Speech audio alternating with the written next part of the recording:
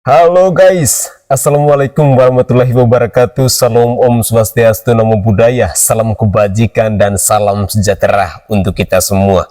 Saudaraku sebangsa dan setanah air, dalam kesempatan yang berbahagia ini saya ingin mengajak pemirsa sekalian untuk bersama-sama menyimak cuplikan-cuplikan video kocak yang dilakukan oleh netizen terkait dengan Nenek Tarwiyah.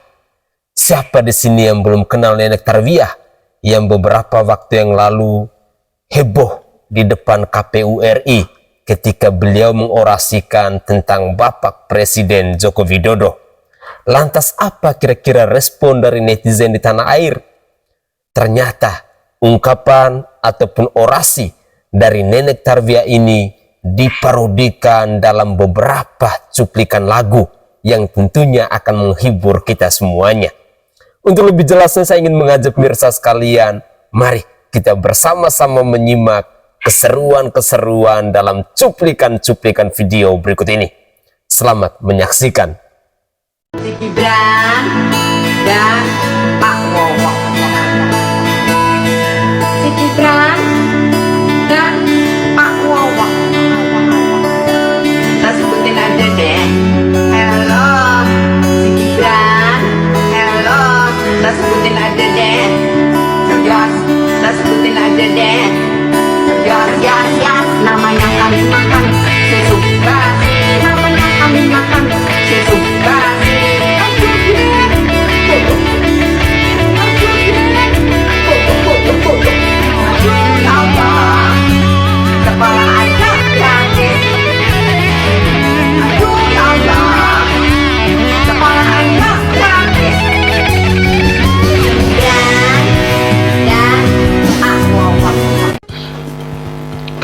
Nenek Tarwiyah yang katanya viral dia gara-gara teriak-teriak waktu demo KPU kemarin dinyatakan meninggal dunia.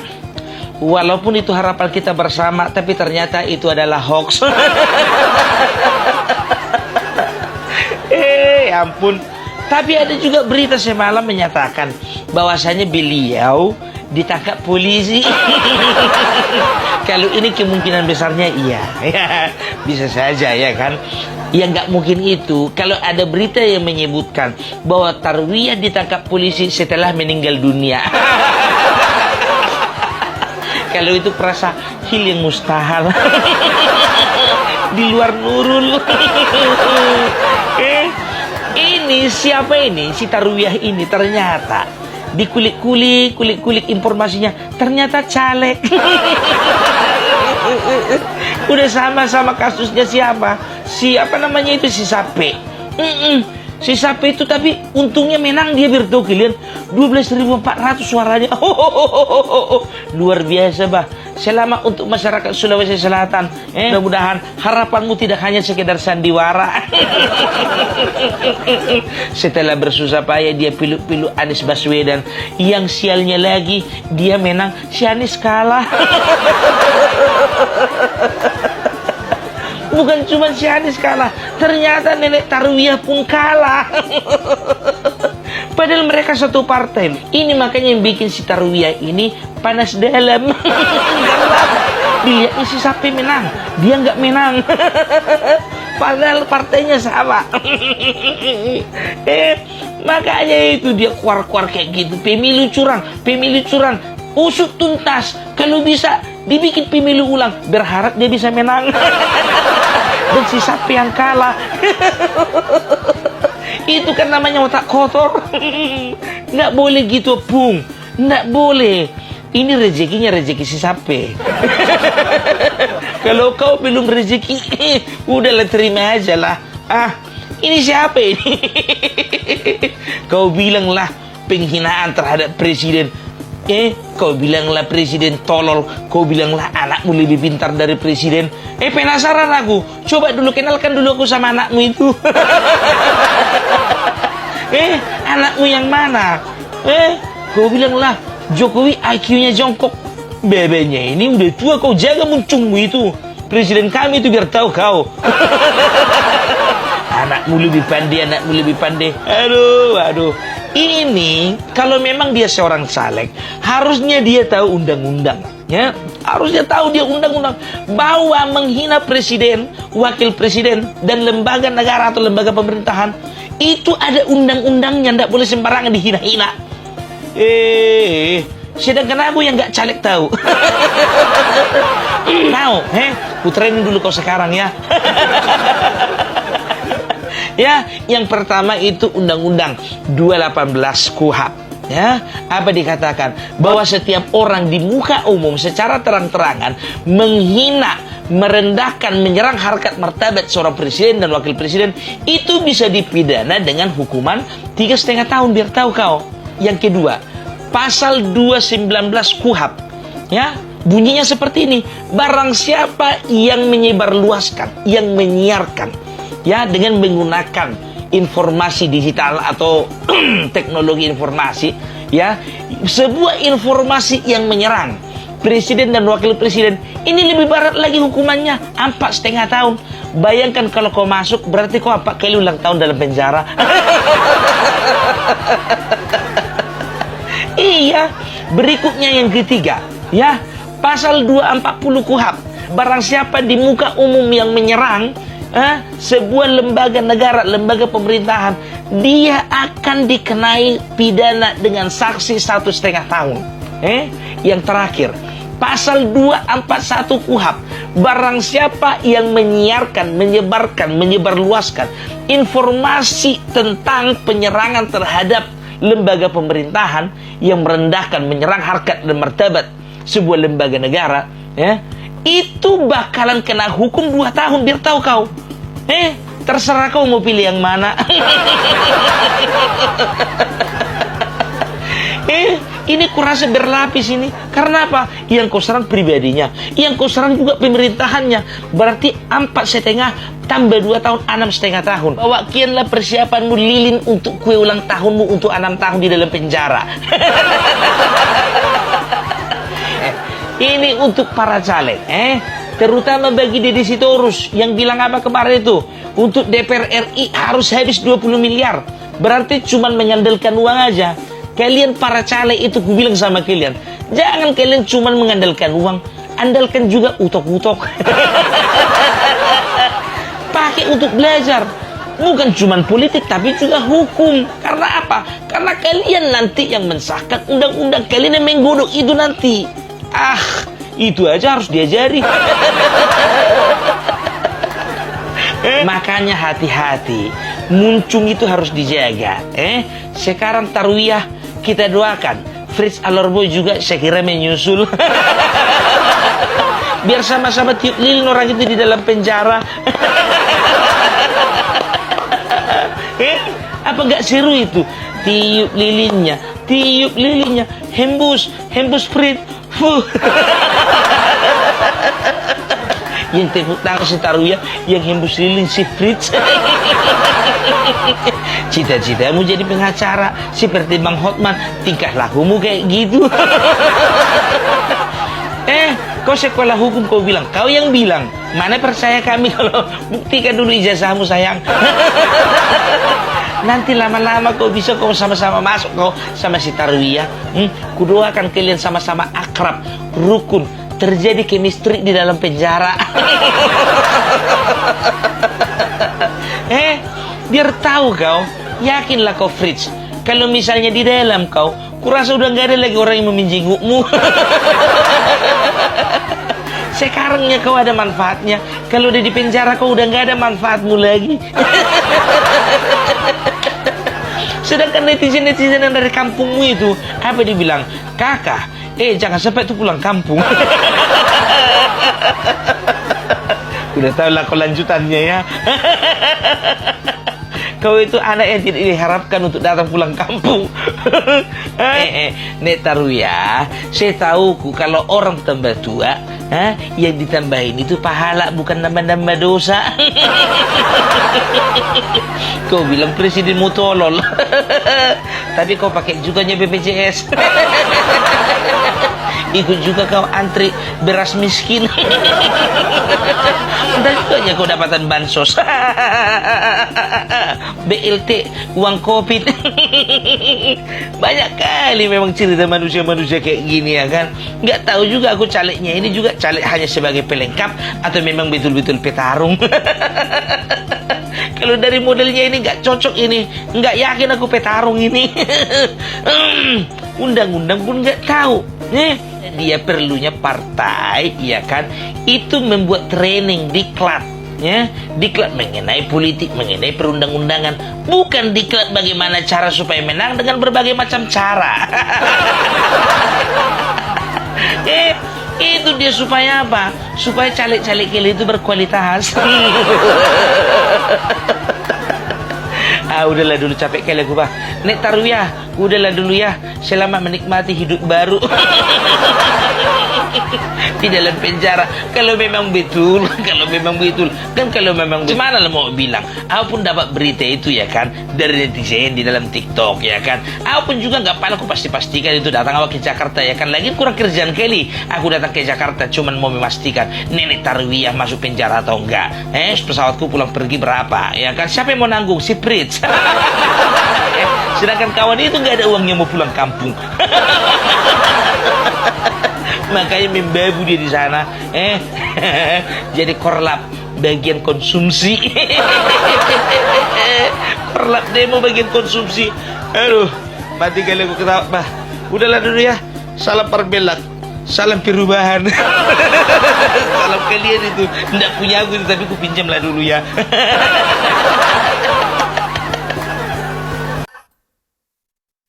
Terima kasih kepada OP Parbelak yang sudah menghibur kita semuanya. Saudaraku sebangsa dan setanah air, dalam cuplikan video ini, apa yang disampaikan OP Parbelak, walaupun penuh lucu, canda yang bisa menghibur kita semua, tetapi ketika kita mencoba untuk mencermati lawakan-lawakannya ini, semuanya penuh makna. Artinya bahwa apa yang dikatakan oleh OP Parbelak ini mau menginspirasikan kita bahwa politik itu semestinya dibawa dengan santai, tidak usah terlalu tegang.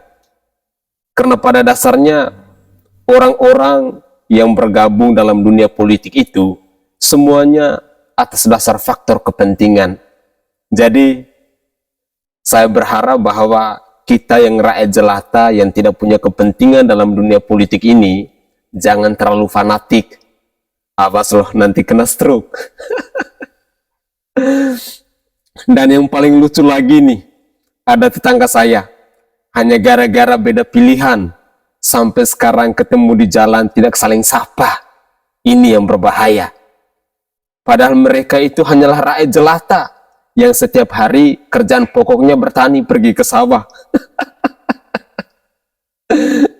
Semoga saja apa yang dikatakan oleh OP Parbelak ini bisa menginspirasikan kita semua agar kita lebih dewasa dalam berpolitik. Ketika kita mengidolakan satu atau dua paslon itu sah-sah saja. Itu adalah hak prerogatif yang dimiliki oleh kita semua. Tetapi jangan lupa, tetap gunakan logika akal sehat kita untuk selalu berpikir cerdas. Agar kita dalam mengidolakan seseorang itu boleh-boleh saja, tetapi gobloknya itu jangan di bawah. Saudaraku sebangsa dan setanah air, saya juga masih mengajak kepada pemirsa sekalian untuk bersama-sama kita mencoba untuk mengikuti terus cuplikan-cuplikan video ini hingga akhir.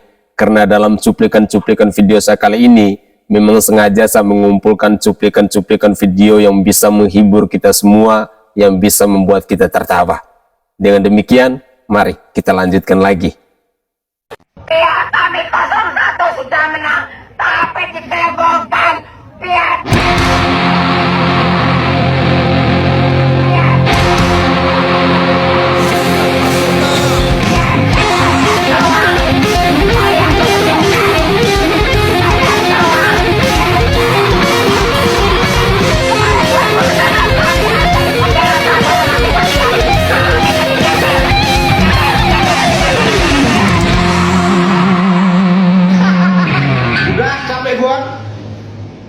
Kalian tahu gak siapakah sosok Ibu Tarwiyah yang viral karena demo di depan KPU? Ini dia.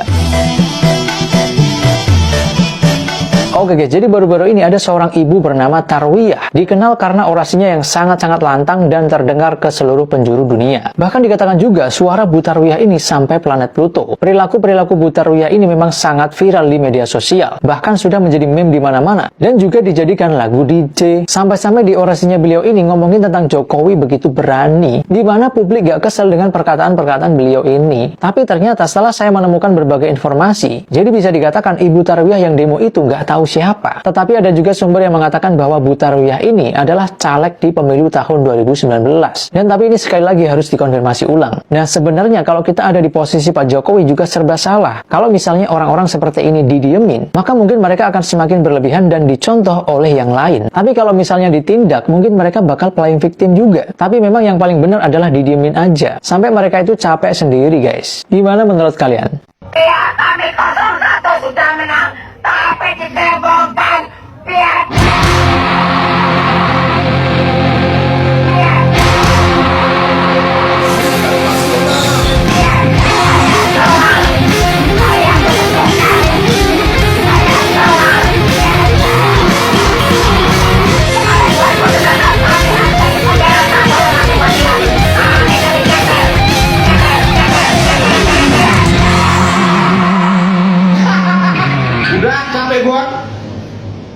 Pemilihan umum telah menipu kita, seluruh rakyat dipaksa gembira. Hak demokrasi pura-pura, rakyat kita belum merdeka. Pilihlah wakilmu yang suka memperdaya, perusak amanah yang setia.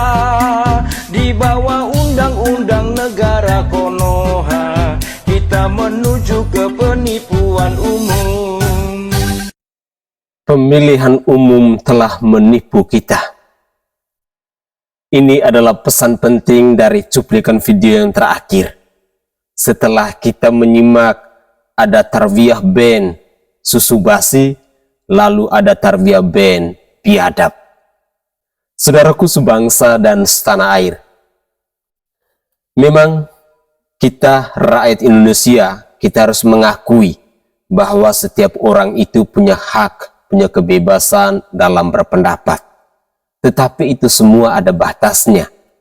Jadi ketika kita dalam berpendapat, mestinya kita harus mampu untuk menjaga nilai-nilai adab, nilai-nilai etika, nilai-nilai moral yang ada di negara kesatuan Republik Indonesia ini. Menarik ketika kita mendengar cuplikan video yang terakhir tadi tentang pemilu yang sudah menipu kita, demokrasi yang berpura-pura.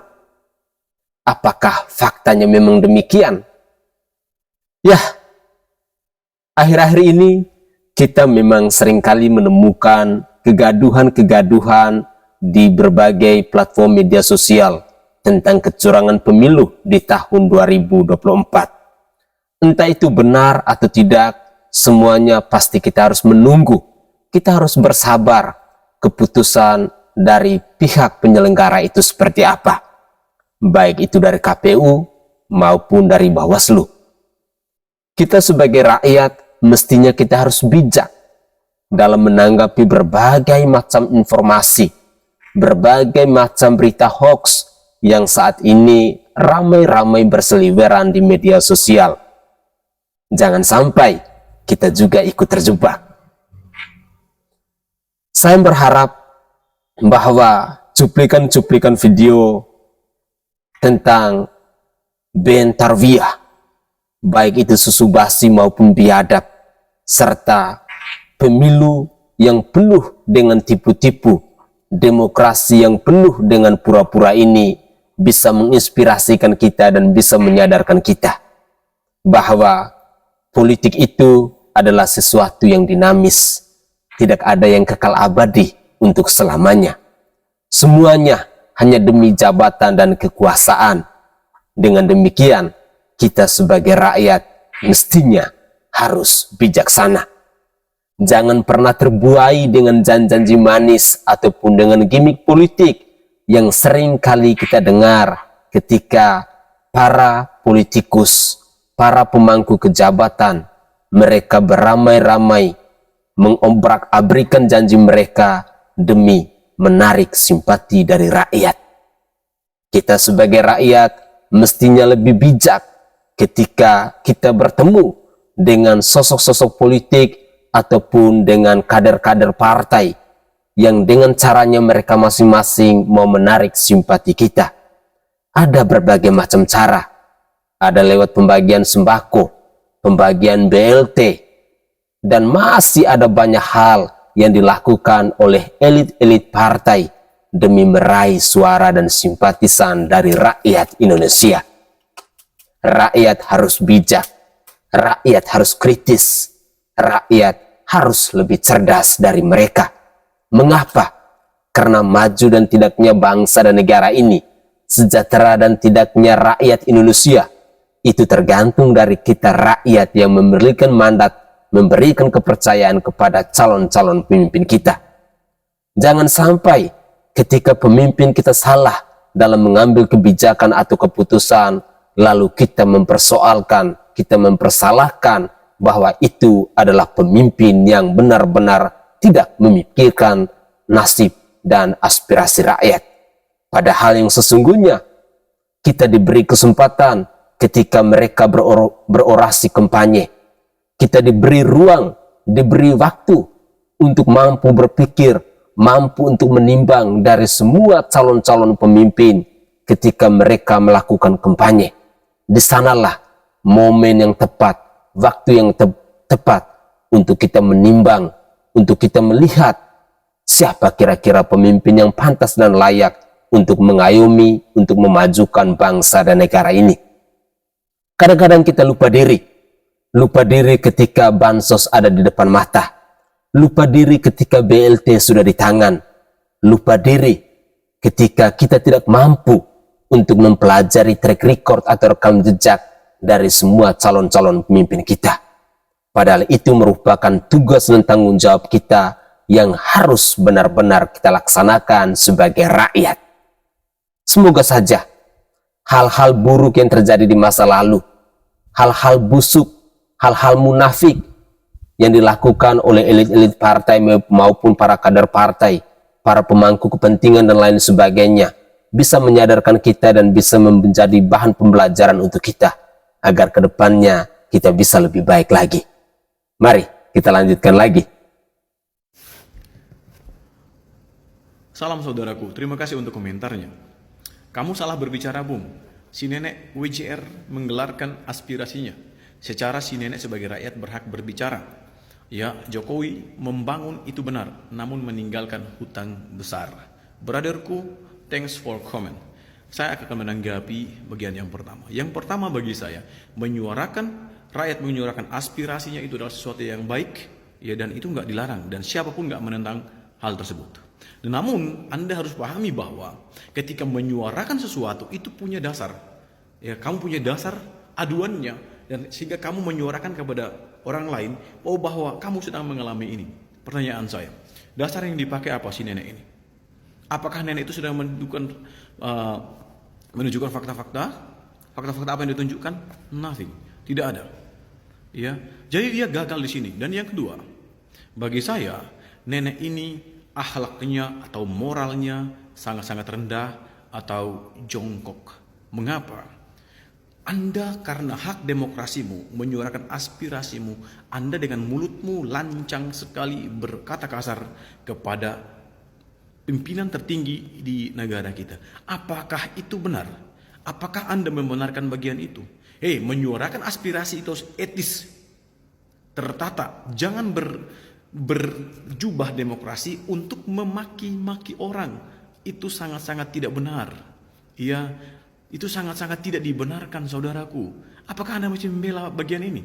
Nah, bagi saya, si nenek ini benar-benar melakukan satu tindakan yang salah. Yang berikut, yang ketiga yang saya mau tanggapi Anda adalah Jokowi membangun itu betul. Oke, setuju. tetapi meninggalkan hutang besar. Saudaraku, Anda milih yang mana? Saya kasih Anda 2 opsi. Berhutang dan tidak ada apa-apa bukti yang kita lihat, atau berhutang tetapi ada bukti empirik yang Anda lihat dan Anda pakai. Contohnya jalan tol, salah satu jalan tol, bendungan yang beliau bangun. Apakah Anda nggak pakai itu? Itu bukti. Kita melihat hutang-hutang yang lalu. Saya sebagai anak timur, saya mau katakan bahwa Jokowi ini kerjanya nyata. Yang dia lakukan itu jelas, dan kami lihat, maka kami bersuara. So, ketika Anda senggol Jokowi, saya, anak Melaka, Nyong Melaka, berdiri di depan untuk meluruskan Anda. Demikian saudaraku. Ayo, berpikirlah lebih dalam dan jadilah cerdas. Salam hormat. Pihak kami 01 sudah menang, tapi dikelebongkan pihak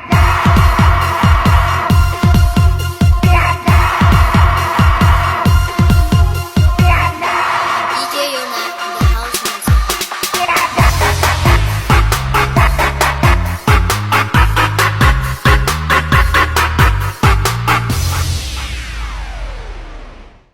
Karena itu kita harus menjaga keuangan kita.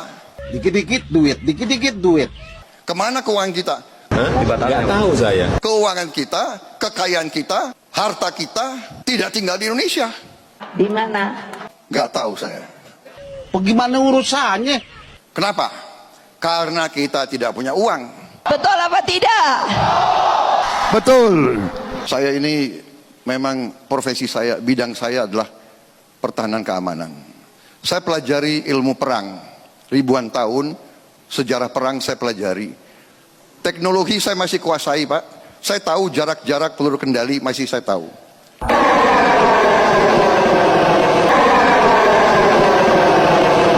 Saya berpendapat kekuatan pertahanan kita sangat rapuh dan lemah. Bukan salah Bapak. Bagaimana urusannya? Itu lagi sendiri gitu kan, terus tiba-tiba ada orang yang bilang kill.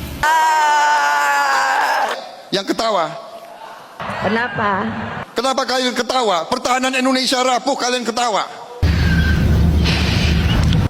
Lucu ya? Kok lucu? Bodo amat. Atau waktunya Silakan ketawa. Ayo ketawa toh.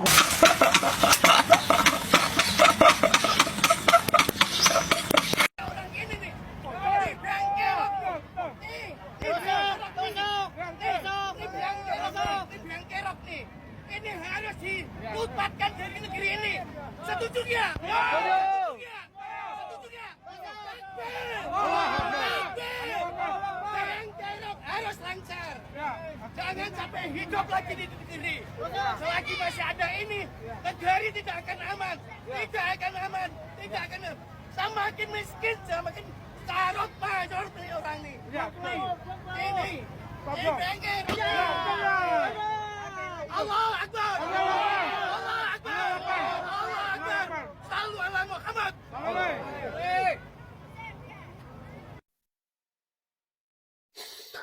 Oke guys, itu adalah cuplikan-cuplikan video yang bisa saya persembahkan kepada pemirsa sekalian dalam konten saya kali ini.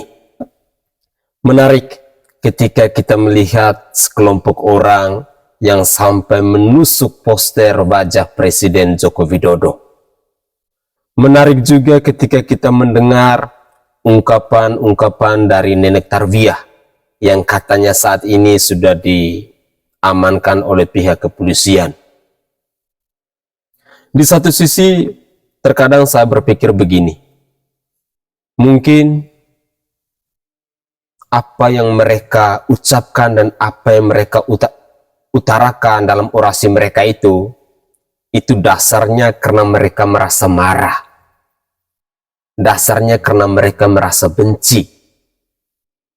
Karena pada prinsipnya, orang kalau di dalam dirinya sudah tanamkan rasa benci, rasa marah, sekalipun orang itu akan berbuat baik, dia tetap akan menilai salah. Dengan demikian, saya ingin mengajak kepada pemirsa sekalian bahwa hak berpendapat itu adalah haknya kita masing-masing yang sudah diatur dalam Undang-Undang Dasar 1945. Tetapi ingat, ada nilai-nilai yang perlu dijaga. Ada tata keramanya, ada nilai moralnya, nilai adabnya, nilai etikanya, dan lain sebagainya. Makanya seringkali saya katakan bahwa ketika ada sebuah persoalan besar, demo itu mungkin jalan terakhirnya, tetapi sebenarnya masih ada cara-cara lain yang lebih elegan. Kenapa saya harus katakan demikian? Karena negara kita ini adalah negara hukum. Segala persoalan, segala polemik yang jikalau kita melihat bahwa itu tidak benar, silakan itu dikumpulkan bukti-buktinya, lalu diproses secara hukum. Itu akan jauh lebih bermartabat, jauh lebih mulia, ketimbang kita melakukan aksi unjuk rasa, dan apalagi kalau di saat aksi unjuk rasa itu sampai ada korban jiwa dan lain sebagainya. Sebenarnya itu sangat disayangkan. Terus terang, terkadang saya merasa sedih. Sedih ketika melihat aksi unjuk rasa yang dalam tanda kutip sebenarnya adalah caranya kita untuk menyampaikan aspirasi kita kepada para penguasa, kepada para pemerintah, tetapi berakhir dengan tawuran misalnya. Itu sangat disayangkan, apalagi misalnya sampai merusak pintu-pintu gerbang, merusak bangunan, membakar bangunan dan lain sebagainya. Itu sangat disayangkan. Karena sebenarnya itu semua adalah uang rakyat. Sementara yang kita cari adalah keadilan, kejujuran, untuk menyelesaikan permasalahan dan lain sebagainya. Lantas, apakah ketika kita melakukan tawuran-tawuran seperti itu, atau ada keributan, ada kegaduhan dan lain sebagainya, akan menyelesaikan persoalan itu? Tidak.